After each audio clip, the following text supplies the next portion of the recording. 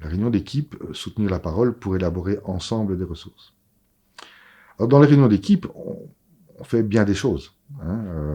Et parfois, on fait des choses différentes sans nommer qu'on fait des choses différentes. On a tous cette expérience où on est pris dans de l'opérationnel, où on est pris dans du factuel, parce qu'il y a urgence, ou en tout cas on pense qu'il y a urgence, et qu'on a l'impression de ne pas toujours avoir le temps, de prendre le temps d'élaborer justement, euh, jusqu'à certains qui pensent que trop parler, ou trop parler ensemble, c'est perdre du temps. Alors moi je pense que, pour le dire un peu à la formule simple, je pense que dans l'après-coup, on se rend compte qu'on gagne parfois beaucoup de temps quand on est d'accord d'en perdre, et de prendre ce temps d'élaboration.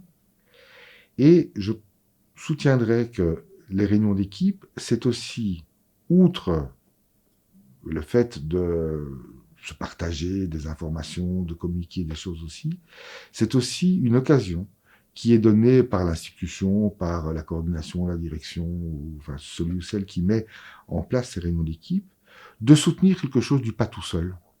Parce que je pense que bien souvent, en tant que professionnel, même en tant que bénévole, etc., on est beaucoup à pas mal d'occasions, on a ce sentiment de se retrouver un peu seul, de devoir prendre des décisions tout seul. Et donc la réunion d'équipe, qu'elle soit dans l'avant-coup ou dans l'après-coup, ça rappelle ce pas tout seul. Hein. Même si, de facto, après la réunion, j'y vais et j'y vais seul, ou la réunion fait suite à un moment où j'y étais seul, mais cette idée de pouvoir donner à voir, de pouvoir entendre le retour que ça peut générer chez les collègues, je pense, est que vraiment quelque chose d'essentiel, euh, non seulement pour orienter, je dirais, des décisions, mais surtout des logiques de travail, et surtout du soutien entre, entre les collègues.